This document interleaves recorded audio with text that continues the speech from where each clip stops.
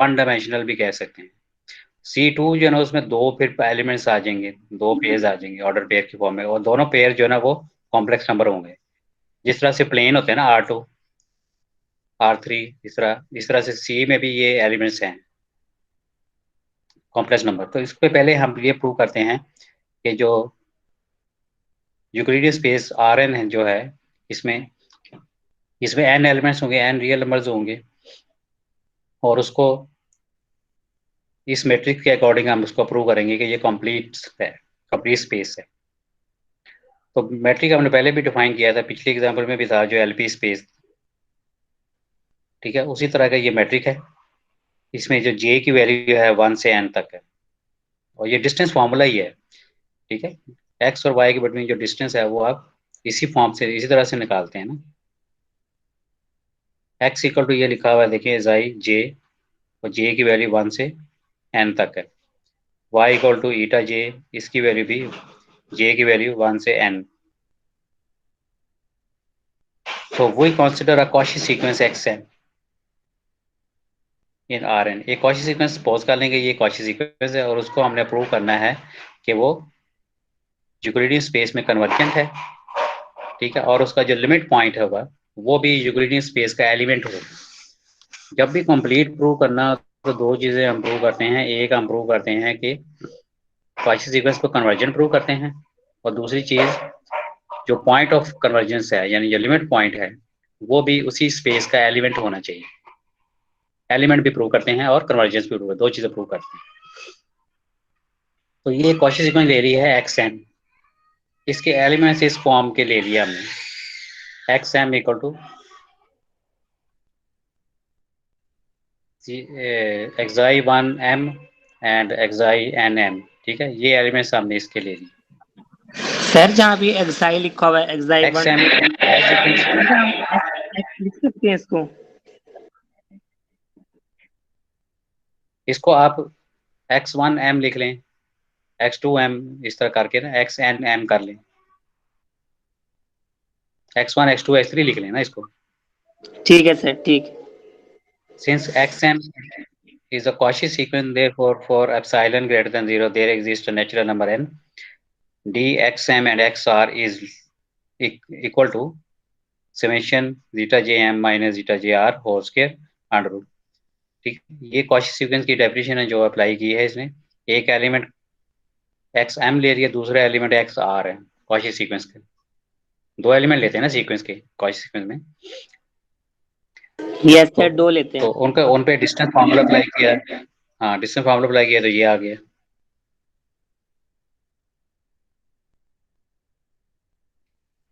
And that is less than epsilon.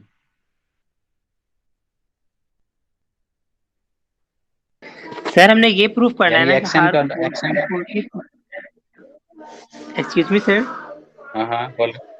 हाँ हाँ sir हमें ये प्रूफ करना ना कि एक कोशी सीक्वेंस जो है उसे कन्वर्जेंट प्रूफ करना ना सर हमने। हाँ जी, हाँ जी, ठीक है सर, थैंक यू। बिल्कुल यही करना है। जो सीक्वेंस हमने एक्सएम लिया ना उसको अच्छी तरह समझ लेना कि ये इसके एलिमेंट्स क्या हैं। एक्साई 1m, एक्साई 2m, एक्साई nm। एक्साई 1m का मतलब है कि अगर आप m की 1 रखेंगे तो एक्साई 1 1 आ जाएगा। अगर m की वैल्यू 2 होगी तो एक्साई 1 2 आ जाएगा। m की वैल्यू 3 है तो एक्साई 1 d आ जाएगा। इस तरह से आप देखेंगे कि ये जो पहला एलिमेंट है ये भी एक सीक्वेंस को शो कर, यानी एक्साई 1 1, फिर एक्साई 1 2, एक्साई 1 3, एक्साई 1 4, इस तरह के एलिमेंट्स आते जाएंगे। तो ये भी एक एलिमेंट है, एक सीक्वेंस को शो कर रहा है। ठीक है, इस तरह के हमने ये एलिमेंट्स लिए, यानी उसमें इस तरह के एलिमेंट्स होंगे ना। ठीक है,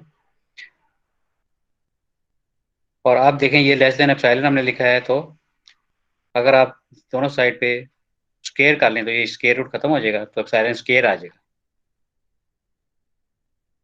zeta J m minus zeta j r whole square is less than epsilon square. अब ये यहाँ से ये स्टेटमेंट कैसे आई है, यहाँ से यहाँ पर तो समेशन है, इधर समेशन लिखा ही नहीं इसने, तो कैसे ये आया, बताएं जरा।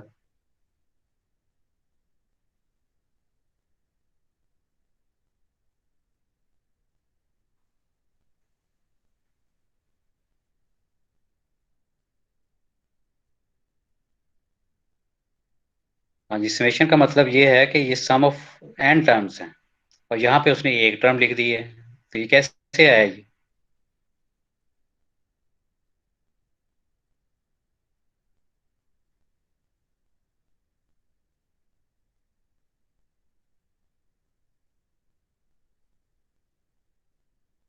यानी जो समेशन है, sum of all terms is less than epsilon square, तो हर टर्म भी लेस देन एप्सिलॉन स्क्वायर होगी ना। जब हम कहते हैं कि सम ऑफ टू टर्म्स या sum of three terms less than epsilon square है, तो हर टर्म ही लेस देन एप्सिलॉन स्क्वायर होगी ना। ठीक है, क्लियर है ये?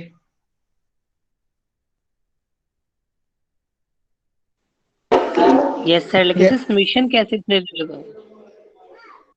यहाँ पे समेशन भी आप लिख सकते हैं, लेकिन फिर आपको उसमें से एक टर्म लेनी पड़ेगी ना। अगर आप कहते हैं समेशन जो है ना वो लेस देन एप्सिलॉन स्क्वायर है, समेशन ऑफ ऑल टर्म्स, तो फिर हर टर्म ही एप्सिलॉन स्क्वायर से छोटी होगी ना। वो स्टेप इसने किया नहीं ना, यहाँ पे लिखना चाहिए था उसको समेशन, इधर यहाँ पे समेशन लिखना चाहिए था ना इसको। ठीक है, उससे अगला स्टेप ही ये आ जाता है जो आप लिखा हुआ है इसने।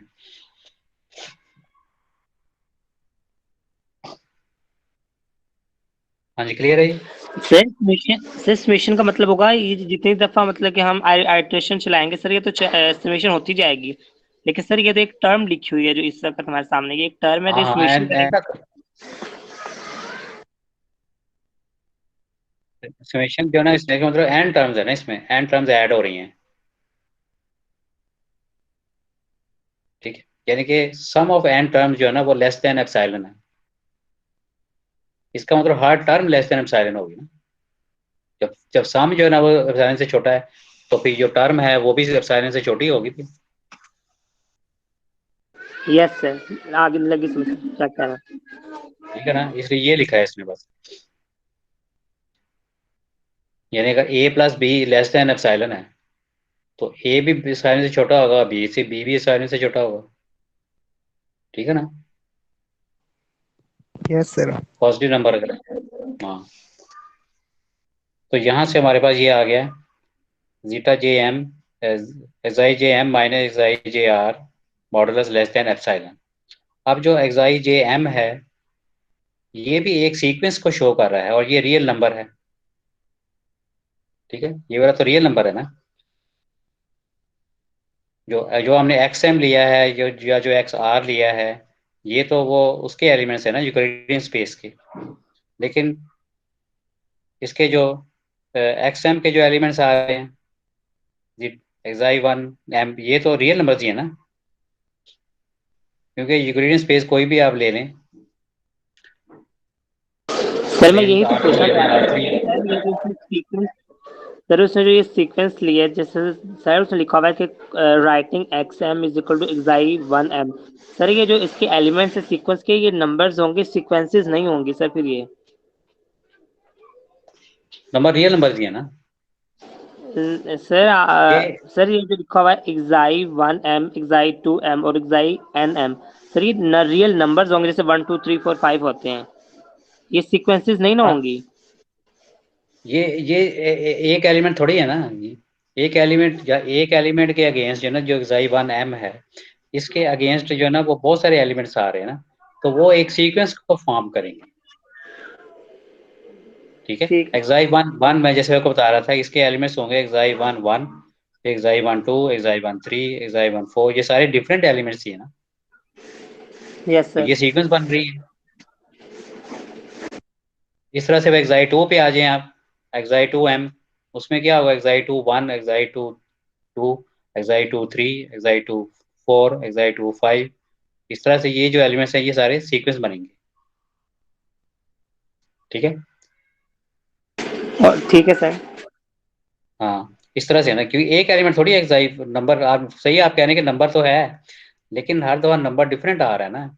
इस तरह से सीक्वेंस में होता है, एक नंबर, पहला नंबर आ गया, फिर दूसरा आ गया, फिर तीसरा नंबर आ गया। एम जो है ना वो नंबर को शो कर रहा है, एम जो है, यानी कि ये सीक्वेंस का पहले एलिमेंट को शो कर रहा है। एम इक्वल टू टू लेंगे तो ये सीक्वेंस का दूसरा एलिमेंट आ जाएगा एक्साई वन के साथ ही। ठीक है, तो सीक्वेंस के ये एलिमेंट्स आते जाएंगे, ये एलिमेंट्स आते जाएंगे ये, और ये सीक्वेंस को फॉर्म करेंगे। तो यहाँ से पता चल रहा है कि यही जो सीक्वेंस जिसकी हम इधर बात कर रहे हैं, xi1 xij जो है ना, ये रियल नंबर में सीक्वेंस है और ये लेस देन एप्सिलॉन है। इसका मतलब है कि ये सर रियल कॉची सीक्वेंस नहीं आ गई। सर इसका मतलब ये भी है, जैसा वो है x m is equal to, अगर हम x1 ले फर्ज किया, तो इसका मतलब ये हाँ है कि हर ऑर्डर पेयर का जो पहला एलिमेंट है उसकी ये सीक्वेंस है। हाँ हाँ, अगर आप x2 x1 यहाँ लेते हैं ना xm की जगह, तो इसका मतलब है कि यहाँ पे m की जगह 1 लिख दें हम, तो ये पहला एलिमेंट इस सीक्वेंस का आ जाएगा जो कि हमने यूक्लिडियन स्पेस में ली है। अगर m इक्वल टू 1 लगा दें आप यहाँ, ठीक हो गया सर। ये सीक्वेंस का पहला एलिमेंट आ जाएगा ना, xm का पहला एलिमेंट।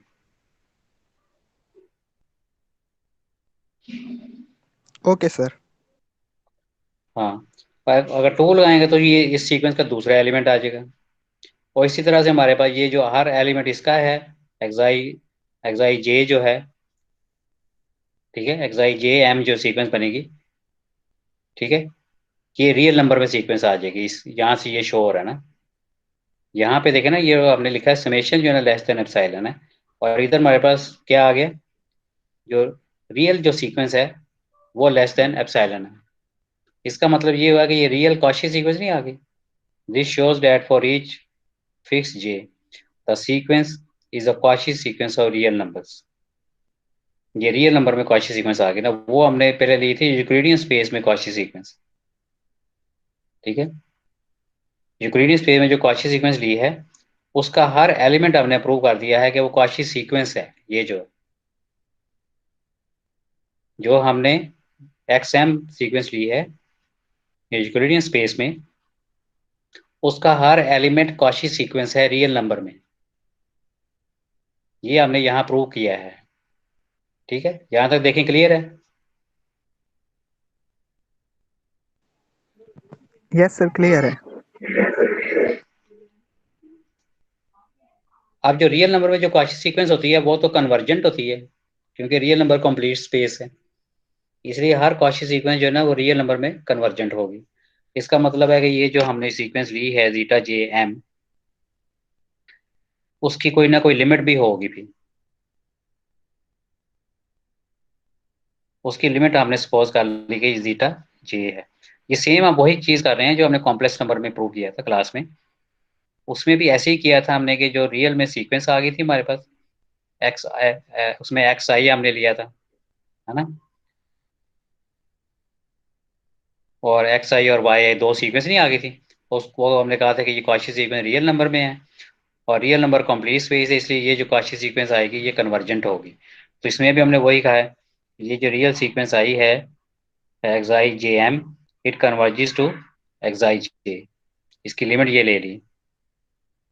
अब जे की वैल्यू इसमें 1 से n तक है, जे की वैल्यू 1 लेंगे तो वो भी सीक्वेंस होगी, 2 लेंगे तो वो भी एक सीक्वेंस है। ठीक है, तो इस तरह से ये जो एलिमेंट्स हैं, जो पॉइंट ऑफ कन्वर्जेंस है एक्साई जे, ये भी हमारे पास बहुत सारे पॉइंट्स आ जाएंगे। ये नीचे लिखा हुआ है x equal to xi1 xi2 xin। ठीक है, ये लिमिट पॉइंट जो आए हैं उनका एक सीक्वेंस हमने बना ली है, और ये जो एलिमेंट है ये आर का एलिमेंट होगा, आर एन का, यूक्लिडियन स्पेस का ये एलिमेंट होगा। अब इसकी जो कन्वर्जेंस को यूज किया उसने ना, zeta J M converges to zeta J, इसकी कन्वर्जेंस को यूज करके हमने प्रूव किया है आगे d x m converges to x, ये नीचे लिखा हुआ है।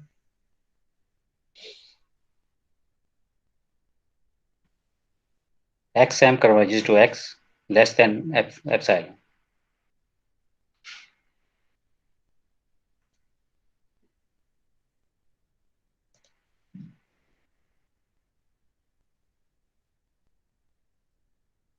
इसी में उसने कर दिया नहीं, 1 में देखे ना, अगर आप 1 में उसने इसकी जगह एक्स लिख दिया है, और ये जो है ना ये टर्म बन गई है एक्साई जे। इसमें आर, आर को उसने नहीं लिखा, इसकी जगह लिख दिया उसने एक्साई जे, इसकी लिमिट उसने लगा दी है। इसी से प्रूव हो जाता है। ठीक है, या फिर मैंने भी एक प्रूव किया था, वो आपको व्हाट्सएप में सेंड करता हूँ इसका, कि ये वाला ये जो लास्ट रिजल्ट है ये कैसे आया है।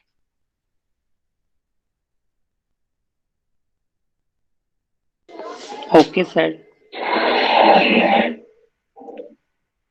हाँ, तो इसमें देखिए हमने क्या किया, पहले कॉची सीक्वेंस ली है, उसके फिर डेफिनेशन अप्लाई की है, ठीक है, और वहां से हमारे पास रियल नंबर में सीक्वेंस आ गई है, रियल नंबर में कॉची सीक्वेंस आ गई है, ठीक है, यानी कि जो गिवन सीक्वेंस है उसका हर एलिमेंट कॉची सीक्वेंस है, और वो कॉची सीक्वेंस रियल नंबर में है, इसलिए वो सीक्वेंस कन्वर्जेंट होगी, zeta J M converges to zeta j, and इसकी कन्वर्जेंस को भी यूज करके हमने प्रूव किया है कि एक्स एम की लिमिट एक्स है, यही हमने प्रूव करना था। ये एक्स एम कन्वर्जेंट सीक्वेंस है और इसकी जो लिमिट है वो एक्स है, ठीक है। This shows that x is the limit point and proves the completeness of R n because x m was an arbitrary Cauchy sequence, ठीक है।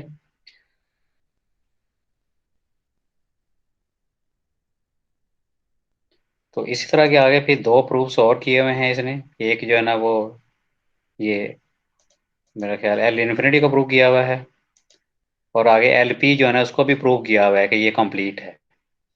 तो इन दोनों प्रूफ्स को अच्छी तरह देखें, इसको फिर हम अगले लेक्चर में कर लेंगे।